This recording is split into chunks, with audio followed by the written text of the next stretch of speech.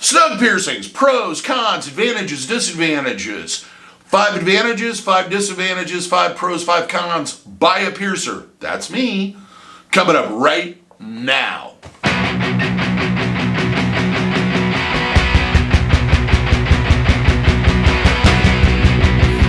For those that are new to the channel, my name is DaVo. I'm a professional body piercer and have been since 1994. I'm the owner and operator of the Axiom Body Piercing Studio in Des Moines, Iowa, and we are located inside Skin Kitchen Tattoo. So when I talk to you about these things, I'm talking to you at the level of an expert, someone who has done this piercing numerous times and has helped people through the healing process.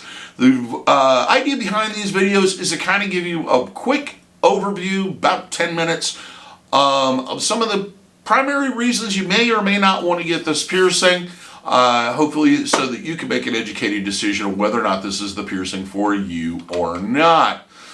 Number one, we're going to start with the pros. Advantage number one, quick heal. Usually this piercing, unlike other piercings, usually heals out in about 8 to 12 weeks with the proper care. It is not prone to a lot of problems if it's taken care of properly, and we'll get into that more later. Not really a very long healing period of time at all, usually about 2 to 3 months.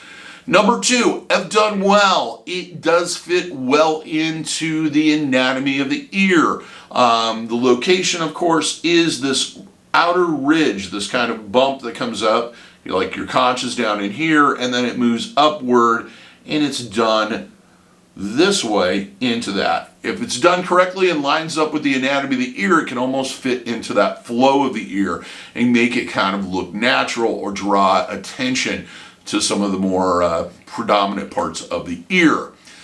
Number three, this is an extreme, well, not extremely, but a fairly rare piercing. It's not a very common piercing. You do not see a lot of people running around in the wild with this piercing.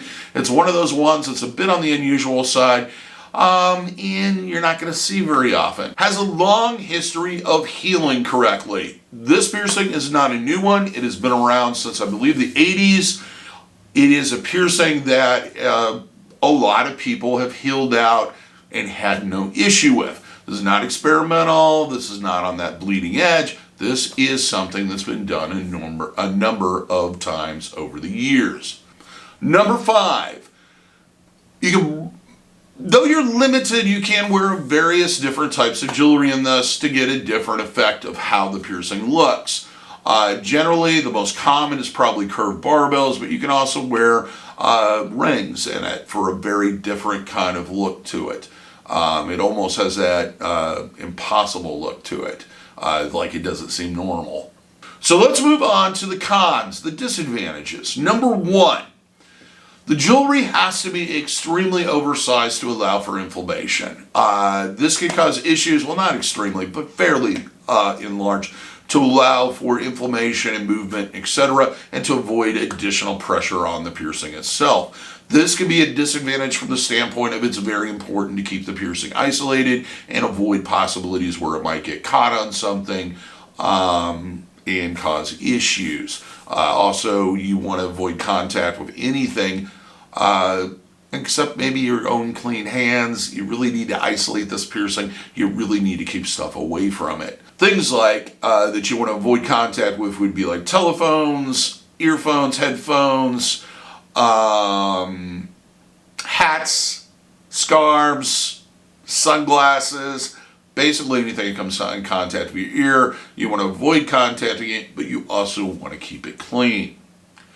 With this piercing, initially when you're piercing it, it is best to do it with a curved barbell. You are kind of limited to that style. I have seen them done with straight barbells with okay success. I have done a couple with rings with kind of limited success. What works best on this particular piercing is a curved barbell. Number three, can go through a lot of series of different stages of grumpiness during the healing period. This is one of those piercings that can, like all cartilage piercings, be perfectly, just a perfect little angel of a piercing, and then out of the blue suddenly flare up. It varies from person to person. It varies from what type of aftercare you're using and whether or not you're taking care of it properly. Sometimes you can avoid that issue, but it is something that tends to happen with this piercing.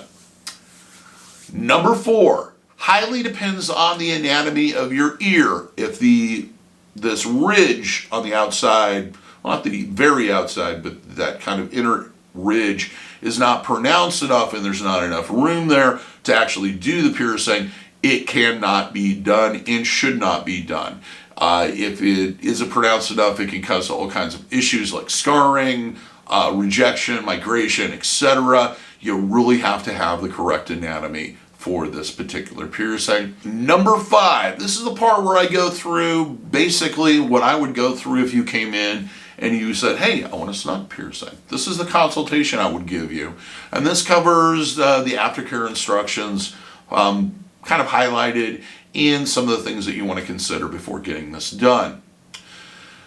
Average healing time, like I stated earlier, is roughly 8 to 12 weeks, during which time I'm going to suggest doing hot compresses or soaks with warm water twice daily for 10 minutes with warm water and sea salt. Also cleaning it at least once a day using an antimicrobial or germicidal soap, best done in the shower. Cross-contamination prevention. Common sense stuff your mom should have taught you. Wash your hands before you handle it. Try to handle it by the ends whenever possible. The only time you need to have any contact with that piercing is when you're cleaning it. In other words, don't play with it. Leave it alone. Also keep everybody else's germy little fingers away from it. Understand that microorganisms do move on the surface of your skin, so anytime you touch the area, you want to wash your hands before you do so. Do not move, rotate, or rotate the jewelry or move it through the piercing during the healing process. That causes not only the possibility of dislodging the piercing itself, but also can lead to infection and other problems. No oral contact or exchanging bodily fluids on, near, around the piercing. That does include your own saliva. Don't lick your fingers and clean things. That's disgusting, and your saliva is full of bacteria. Keep your environment clean. Clothing, bedding, towels, anything that may come in contact with it, you want to make sure is cleaned on a regular basis. You also want to avoid contact with unclean objects. Telephones, headphones, earbuds, earmuffs, helmets, sporting equipment, anything that may come in contact with it does need to be cleaned on a regular basis, or better off, completely avoiding any contact whatsoever. And that is what I generally advise. If you use anything that was out of a spray can or squirt bottle in your hair, you want to shield it with a folded paper towel. Also, when you go to the beautician, I would suggest doing that. Keep pets away from it. Do not let them sleep in the bed with you. They're just going to drag contaminants into your bedding and then cause an infection from contaminated bedding. Do not submerge the piercing in bodies of water you cannot control the quality of, which is everything but your own clean bathtub. I get asked this question all the time. How soon can I swim? A couple weeks, couple days? No, you cannot swim until it is completely healed. Do not get in the water. Some reasons why you may not want to get this piercing done. I know that's kind of like a pro or cons thing, but here's some ones that I generally bring up during consultations.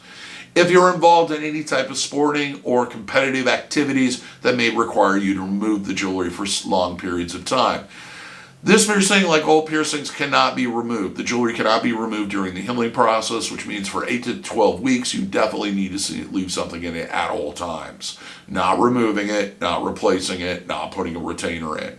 After it heals, it's going to take an additional couple of years to get to the point where even removing it for a few hours is not going to cause issues when you reinsert the jewelry.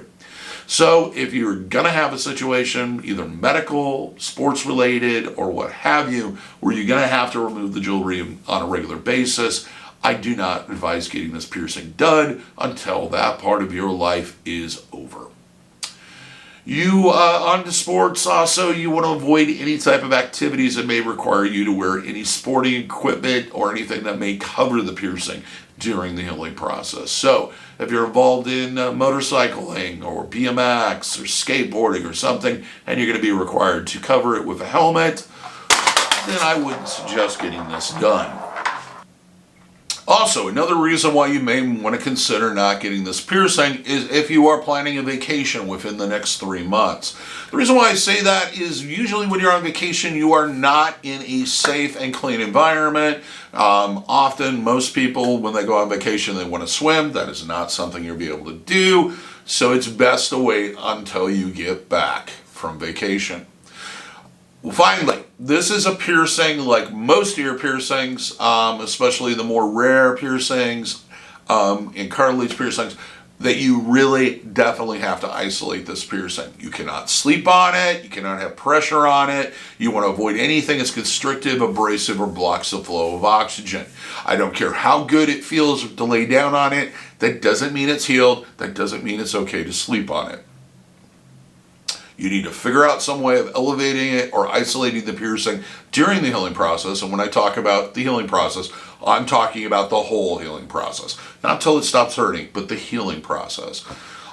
Even after that, you may find sleeping on the piercing or applying pressure to the piercing uncomfortable or unmanageable. So do keep that in mind. So that pretty much covers my pros and cons from a piercer or by a piercer. That's me.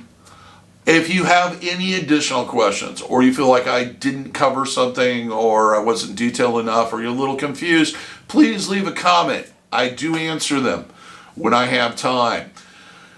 If you disagree with something or have more additional information that you would like to provide, feel free to make a comment also. If you like the video, give me a thumbs up. If you'd like to see more videos on piercing and tattooing, please subscribe, hit the notification bell if you do want to receive notifications when we post videos. But other than that, until the next video, have a good day, happy piercing, and if you're in the Des Moines, Iowa area, I hope to see you for your piercing needs in the future.